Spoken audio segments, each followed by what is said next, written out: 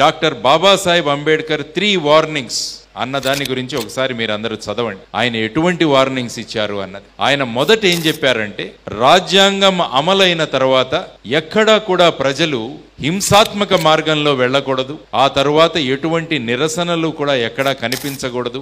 ఎక్కడైనా హింస ప్రబలినా, ఈ విధమైన నిరసన వాతావరణం కనిపించినా కూడా మళ్ళా మన రాజ్యాంగానికి అఘాతం కలిగింది అని మనమందరం కూడా జాగ్రత్తగా ఉండాలి అని ఆయన చెప్పారు. ఈ రోజు జరిగిన సంఘటన, ఏసీఎఫ్ ఆయన శ్రీనివాసరావు గారిని హింసతో ఒక వ్యక్తిని చంపేస్తున్నారు అంటే మళ్ళా మనం రాజ్యాంగం పట్ల డాక్టర్ బాబాసాహెబ్ అంబేద్కర్ గారు ఇచ్చిన వార్నింగ్ గురించి మనం గుర్తు చేసుకోవాలి. ఈ రోజు అనేక ప్రాంతాల్లో నిరసనలు తెలియజేస్తున్నారు. మన రైతులైతే ఆల్మోస్ట్ 1 సంవత్సరం ఢిల్లీ బార్డర్లో కూర్చున్నారు. మరి రాజ్యాంగం ఇలా ఉన్నప్పుడు కూడా ఇంకా నిరసనలు చేయాల్సిన అవసరం ఎందుకు కలుగుతోంది అని మనమందరం కూడా ఆలోచించాలి. ఇవి ఎందుకు కలుగుతున్నాయంటే, పాలకులు ఎవరైతే ఉన్నారో వారు ఏ విధమైన నిర్ణయాలు తీసుకుంటున్నారన్న దాని మీద ఈ నిరసనలు ఆధారపడి ఉంటాయి. కాబట్టి ఇది మొదటి వార్నింగ్ ఆయన ఇచ్చింది. తర్వాత రెండవ వార్నింగ్ ఆయన ఏమన్నారంటే, రాజకీయాల్లో ఎప్పుడైతే హీరో వర్షిప్ పెరుగుతుందో,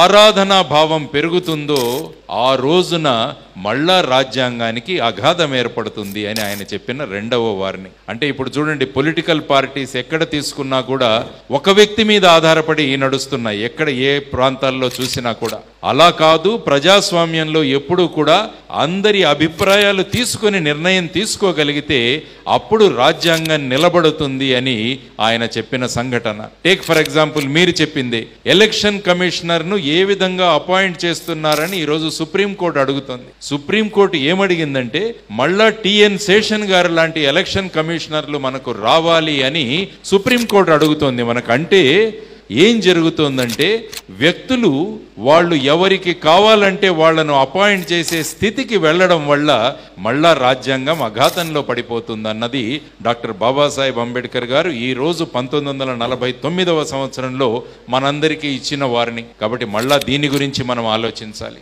మూడవ వార్నింగ్ ఆయన ఇచ్చింది.